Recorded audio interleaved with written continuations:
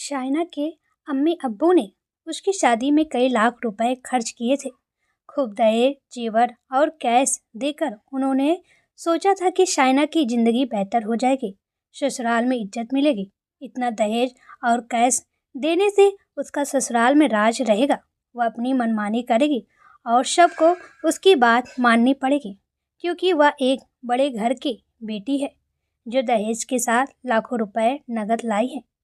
शाइना के अम्मी अब्बू की इस सोच ने शाइना और उसके शौहर के बीच ऐसी दरार डाल दी जो कभी नहीं भरी जा सकी, और दोनों एक महीने के अंदर ही अलग अलग रहकर जीने के लिए मजबूर हो गए।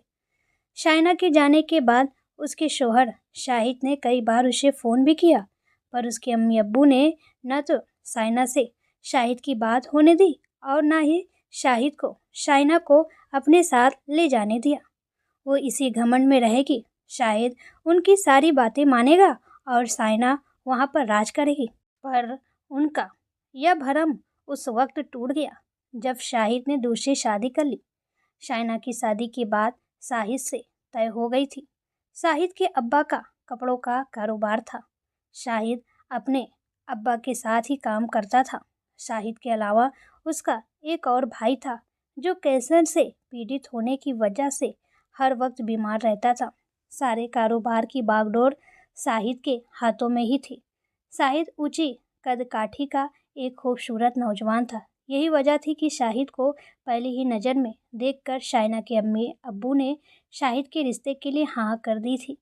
शाइना भी खूबसूरती की मल्लिका थी। ऊंचा कद, गदराए बदन के साथ साथ वह खूबसूरती की बेमिसाल मूर्ति थी।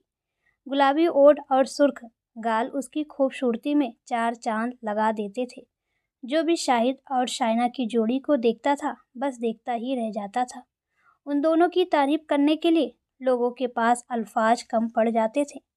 शाइना की शादी के अभी 4 महीने बाकी थे। उसके अम्मी अब्बू ने उसके दहेज का सामान खरीदना शुरू कर दिया था। हर सामान ब्रांडेड खरीदा जा रहा था। अगर कोई सामान उनके शहर में ना मिलता तो वह दूसरे शहर से मंगाया जाता था। शाइना के लिए लाखों रुपए का सोना खरीदा गया था। सोना सिर्फ शाइना के लिए ही नहीं, बल्कि शाइना की सास के लिए भी खरीदा गया था। इस तरह महीनों तक शाइना की शादी की तैयारी चलती रही। फिर वह दिन भी आ गया जब शाइना का निकाह शाहिद से होना था। शाहिद बारात लेकर शाइना के घर आ गया। बारातियों का स्वागत बड़ी धूमधाम से किया गया। कई तरह के खानों का इंतजाम किया गया। निकाह के बाद विदाई के समय भी लाखों रुपए नगद दिया गया, और इस तरह लाखों रुपया खर्च होने के बाद शाइना और शाहिद की शादी हो गई। शाइना बड़ी धूमधाम के साथ अपनी ससुराल पहुंच गई। शाइना और शाहिद एक दूसरे को पाकर बहुत खुश थे। अभी शादी को कुछ दिन ही गुजरे थे कि शाइना ने शाहिद से महंगे मोबाइल फ़ोन की मांग की। शाहिद बोला, अभी रुक जाओ, तुम्हें जिससे भी बात करनी है मेरे मोबाइल फ़ोन से बात कर लिया करो।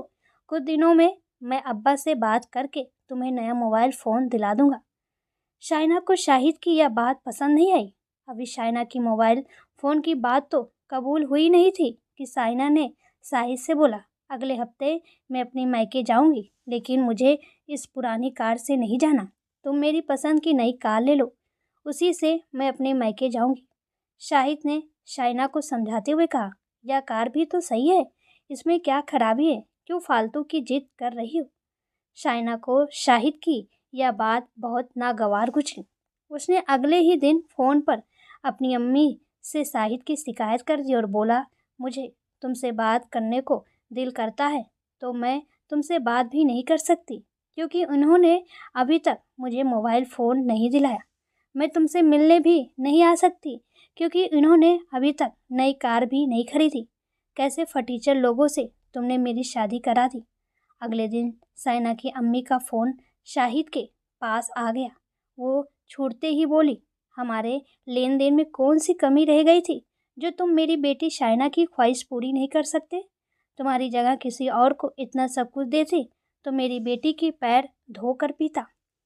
शाहिद को शाइना की एक तो यह बात बुरी लगी कि शाइना ने घर की बात अपनी अम्मी को बताई और उनसे अपनी ससुराल की बुराई की। दूसरी, शाइना की अम्मी ने अपनी दौलत का रुआब दिखाते हुए उसे जलील किया। शाहिद ने शाइना को समझाते हुए कहा, तुम्हें अपनी अम्मी से घर की बात नहीं करनी चाहिए थी।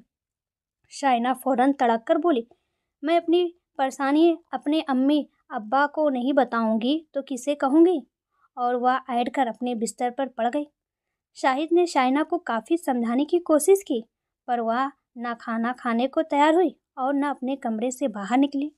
शाम को फिर शाहिद के मोबाइल फ़ोन पर शाइना की अम्मी का फ़ोन आया, तो शाहिद ने शाइना को मोबाइल फ़ोन देते हुए कहा, लो आपकी अम्मी का फ़ोन आया है। शाइना ने फ़ोन लेते ही रोना शुरू कर दिया और शाहिद के सामने ही अपनी अम्मी से शाहिद की बुराई करने लगी। उसकी अम्मी ने शाइना को कहा, तुम चुप हो जाओ, मैं आज ही तुम्हारे भाई को भेजती हूँ, तुम उसके साथ घर आ जाओ। जब तक ये तेरी बात नहीं मानेंगे तुम हमारे पास ही रहना। कुछ ही देर में शाइना का भाई उसकी ससुराल पहुँच गया और शाहिद के मना करने पर भी शाइना को अपने साथ ले आया। शाहिद को शाइना की यह बात बहुत बुरी लगी। जब इस झगड़े का पता शाहिद के अम्मी अब्बू को पता चला तो अब्बू ने शाहिद को डांटा, हमें क्यों नहीं बताया, हम उसे समझाते। तुम कल ही अपने ससुराल जाओ और शाइना को लेकर आओ, घर की बात घर में ही रहनी चाहिए। उधर जब शाइना घर पहुंची तो उसने अपनी ससुराल की तमाम बुराइयों की और कहा, शाहिद तो अपने अब्बा के ही कहने पर चलता है, छोटी छोटी चीज़ के लिए अपने अब्बा के सामने हाथ फैलाता है। मैंने जब उससे मोबाइल फ़ोन खरीदने को कहा तो बोला कि अब्बा से बोलता हूँ, जब वो पैसे देंगे तब मोबाइल फ़ोन दिला दूँगा। कार के लिए कहा तो बहाने बनाने लगा। शाइना की अम्मी बोली, तू फिक्र मत कर, जब तक शाहिद और उसके अब्बू तेरी बात नहीं मानेंगे मैं तुझे वहाँ नहीं भेजूँगी। अगले दिन शाहिद ने शाइना की अम्मी को फ़ोन किया, मैं शाइना को लेने आ रहा हूँ। इस पर शाइना की अम्मी बोली, अपने अब्बा को साथ लेकर आना, जब तक वह शाइना की बात नहीं मानेंगे हम उसे नहीं भेजेंगे। जब उन्हें फुर्सत मिल जाए तब दोनों साथ आना, हमारी बेटी की ज़िंदगी का मामला है, हमें क्या पता था कि हमें तुम जैसे घटिया रिश्तेदार मिलेंगे। शाहिद ने अपने अब्बा को बताया तो उन्हें बहुत बुरा लगा।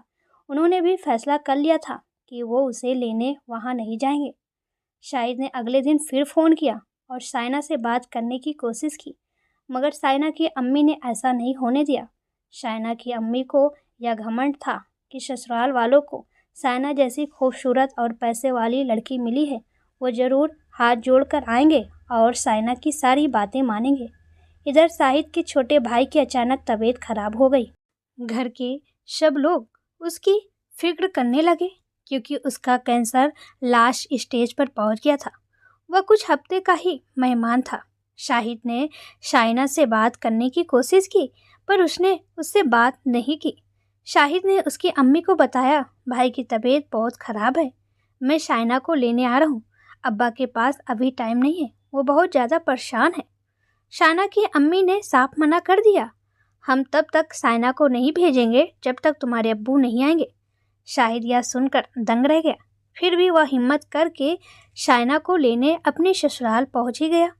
उसने शाइना से बात करनी चाहिए मगर उसकी सास ने उससे बात करने से मना कर दिया और उसे शाहिद के साथ भी भेजने से इनकार कर दिया।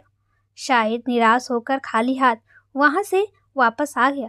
जब शाहिद के अम्मी अब्बू को इस बात का पता चला तो उन्हें बहुत बुरा लगा। इधर वह दिन भी आ गया जब शाहिद का छोटा भाई यह दुनिया छोड़कर चला गया, जिससे पूरे घर वालों को काफ़ी दुख हुआ। घर में मातम पसर गया। इतना सब कुछ होने के बाद भी शाइना के घर वालों को जब इस बात की खबर मिली तो उनमें से कोई भी इस गमगीन माहौल में शाहिद के घर वालों को दिलासा देने नहीं गया। वक्त गुजरता गया। कुछ रिश्तेदारों ने शाइना के अम्मी अब्बू को यह दिलासा दी थी कि शाहिद ज़रूर अपने अब्बा के साथ शाइना को लेने आएगा। शाइना की अम्मी ने भी उसे यह कहकर रखा था कि तुम अपनी जिद पर डटी रहना, अभी वह वक्त है जब शौहर को अपने इशारों पर नचाया जा सकता है। अगर तुम हिम्मत हार गई तो ज़िंदगी भर उसके और उसके घर वालों के इशारों पर तुम्हें नाचना पड़ेगा। इस तरह उन दोनों के रिश्तों में दरार बढ़ती गई। वक्त तेज़ी से गुजर रहा था। शाइना को अकेलापन अब खाने को दौड़ रहा था, लेकिन अपनी माँ की जिद की वजह से वह सही फैसला नहीं ले पा रही थी। उसे लग रहा था कि पता नहीं कब तक यूं अकेले ज़िंदगी बितानी पड़ेगी। क्या शाहिद उसे लेने वापस आएगा भी या नहीं। उधर शाहिद ने मुस्लिम पर्सनल लॉ के तहत दूसरी शादी कर ली और अपनी ज़िंदगी खुशी खुशी गुजारने लगा। जब शायना और उसके अम्मी अब्बू को शाहिद की दूसरी शादी का पता चला तो उनके होश उड़ गए। उन्होंने सपने में भी यह नहीं सोचा था कि शाहिद ऐसा भी कर सकता है। गुस्से में आकर उन्होंने शाहिद से फैसला करने के बजाय उस पर दहेज लेने के अलावा और भी कई केस कर दिए, पर इससे कोई हल नहीं निकला। केस चल रहा है। शायना घर पर बैठी है। जब तक उसका तलाक या कोई और फैसला नहीं होता उसे यूं ही बिना निकाह के घर पर ही रहना पड़ रहा है। इस केस को 1 साल हो गया है, पर अभी तक शायना के अम्मी अब्बू कोई रास्ता नहीं निकाल पाए हैं। उन्होंने अपनी जिद के चक्कर में शायना की ज़िंदगी बर्बाद कर दी और उन दोनों के रिश्ते में एक ऐसी दरार डाल दी जो कभी नहीं भरी जा सकती। शायना आज अपने घर पर एक जीती जागती मूर्ति बनकर रह गई थी और सोच रही थी कि काश मैं अपने घर को खुद ही संभाल कर चलती तो आज यह दिन ना देखना पड़ता। उसकी उम्र ढलने लगी, पर अब तक कोई फैसला नहीं हो पाया है। शायना कर भी क्या सकती है। वह खुद एक जिंदा लाश बनकर रह गई है। उनके रिश्तों की इस दरार की वजह उसकी माँ और खुद शायना है। अगर वक्त रहते वह सही फैसला ले लेती तो उसे आज यह दिन ना देखना पड़ता।